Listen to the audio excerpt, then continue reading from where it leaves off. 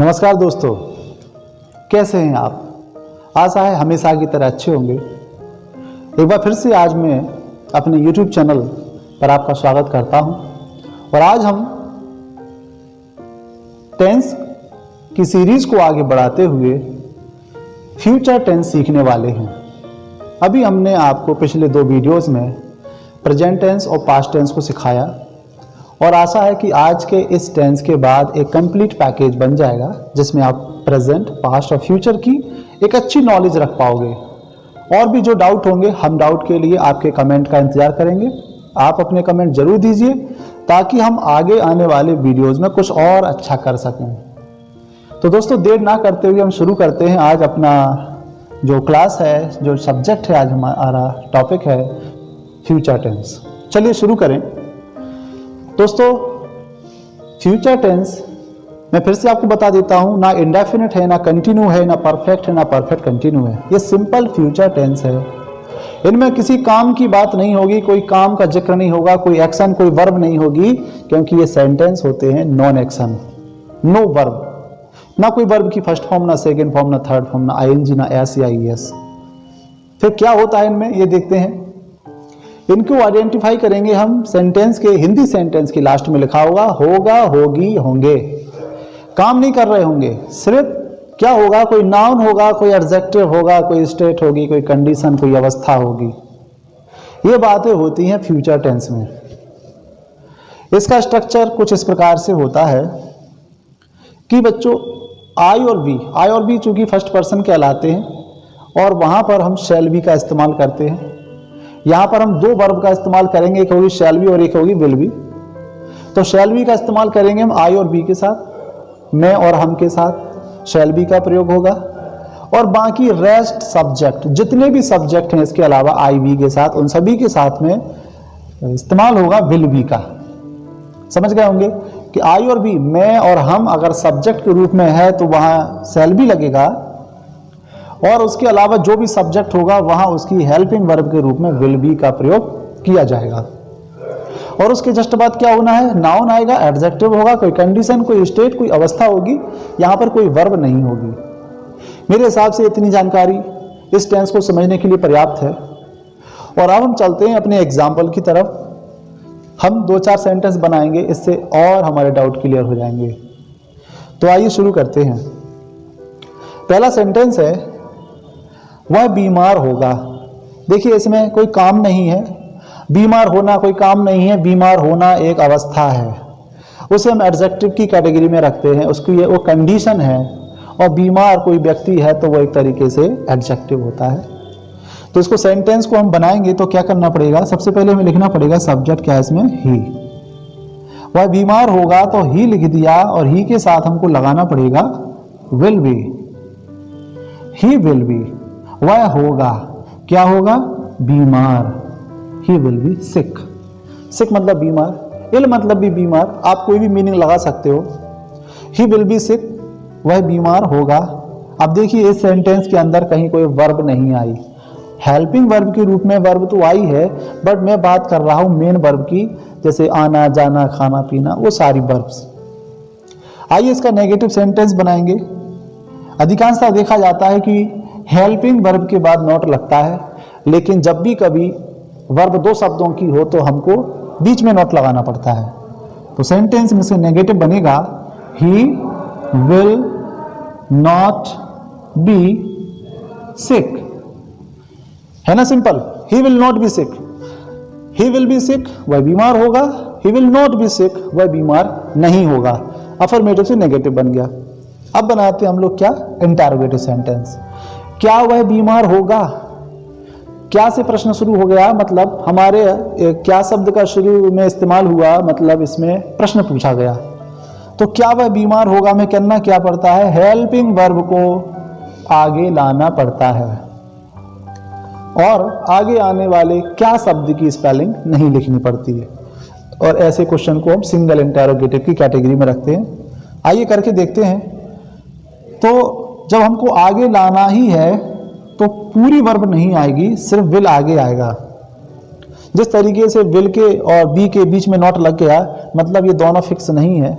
ऐसे ही interrogative sentence में will का इस्तेमाल पहले होगा, विल सब्जेक्ट बी, यानी कि विल ही बी, और फिर आएगा इसमें सिक, और लास्ट में क्वेश्चन मार्क लगाना बिल्कुल मत भूलें। इस तरीके के हमारे सेंटेंस होंगे फ्यूचर टेंस में। मैं फिर से बताता हूं, इसमें कोई वर्ब नहीं, इसमें होता है नाउन, एडजेक्टिव, कंडीशन, स्टेट। इस एक एग्जांपल से आई होप आप समझ गए होंगे। एक और करके देखते हैं और क्लियर होगा। हम कल आगरा में होंगे। अब हम की स्पेलिंग होती है वी, और मैंने बताया आपको आई और वी के साथ हम लगाना होता है शैल बी। तो हमको क्या करना है, वी के साथ यहां पर लिखना है शैल बी। हम होंगे, वी शैल बी, हम होंगे। कहां होंगे? आगरा में, in Agra. We shall be in Agra, हम आगरा में होंगे। अब एक वर्ड और दिख रहा है इसमें, कल। ये कल कौन सा है? यस्टरडे वाला या टुमारो वाला? तो अगर फ्यूचर है तो निश्चित है कि ये टुमारो होगा, TOMORROW। तो सेंटेंस बनेगा we shall be in Agra tomorrow. Clear है? सब्जेक्ट ही होता है तो विल बी, और वी होता है तो शैल बी। अब इसका नेगेटिव सेंटेंस बना के देखते हैं। We shall not be in Agra, last में क्या आएगा? टुमारो। आई होप इतने में समझ में आ गया होगा। शैल बी का शैल नॉट बी हो गया, और विल बी का विल नॉट बी हो गया था। तो जिस प्रकार से इंटरोगेटिव सेंटेंस विल आगे आया था, इसका इंटरोगेटिव बनेगा तो शैल आगे आना तय है। क्या कल हम आगरा में होंगे? तो इसका बनेगा shall we be in Agra and tomorrow. देखिए, दो एग्जाम्पल आपके सामने हैं, और इन दोनों एग्जाम्पल्स में आपने देख लिया कि सब्जेक्ट अगर हमारा फर्स्ट पर्सन नहीं है और थर्ड पर्सन का कोई भी हो, सेकंड पर्सन कोई भी हो, तो यहां पर विल बी का इस्तेमाल होगा। और अगर हमारा सब्जेक्ट फर्स्ट पर्सन यानी कि आई और वी में से होता है, तो वहां पर हमको शैल बी का प्रयोग करना पड़ता है। इन दो एग्जाम्पल से मेरे हिसाब से आपको काफ़ी चीज़ें समझ में आ गई होंगी। और इस तरीके के सेंटेंस अगर हम प्रैक्टिस करें, थोड़ा सा ही प्रैक्टिस करें, तो ये मान लीजिए फ्यूचर टेंस आपको बहुत अच्छे तरीके से आ जाएगा। मैं आपको एक दो सेंटेंस ऐसे ही बता सकता हूँ। जैसे अगर हमको सेंटेंस में बोलना है कि वह तुम्हारा भाई होगा, तो सेंटेंस क्या बनेगा? सेंटेंस क्या बनेगा? इसको करके देखते हैं।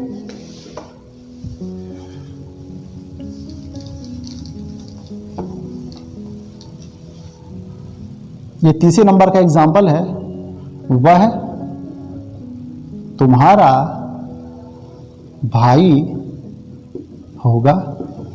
सेंटेंस क्या बनेगा? ही के साथ आएगा विल बी, वह होगा, ही विल बी, वह होगा, क्या होगा? तुम्हारा भाई, योर ब्रदर। लीजिए सेंटेंस बन गया, ही विल बी योर ब्रदर, वह तुम्हारा भाई होगा। और अगर इसका नेगेटिव अगर हम बनाएंगे तो क्या बनेगा? He will not be your brother.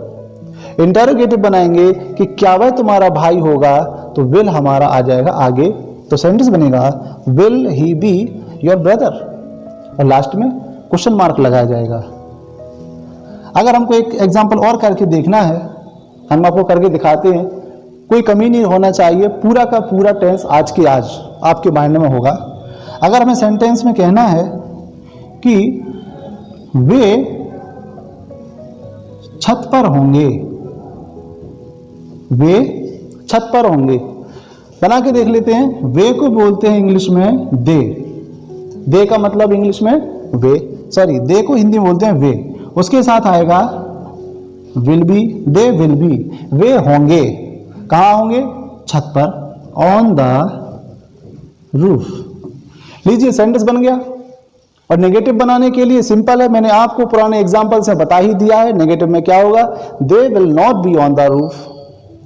Interrogative sentence में क्या होगा? विल आगे आ जाएगा और हम बनाएंगे will they be on the roof. I hope आपको ये सारे एग्जांपल समझ में आए होंगे। और ये तीसरे वीडियो में, ये तीसरा वीडियो है। हम पहले आपको प्रेजेंट टेंस, दूसरा पास्ट टेंस और आज हमने आपको फ्यूचर टेंस समझाया है। अगर पुराने वीडियो नहीं देखें तो उनकी लिंक डिस्क्रिप्शन बॉक्स में मिलेगी, आप उन्हें ज़रूर देखिए और इन 3 टेंसों में आपको बेसिक नॉलेज टेंस की हो जाएगी। अगर आपको वीडियो अच्छा लगे तो अपने दोस्तों को जरूर शेयर कर देना।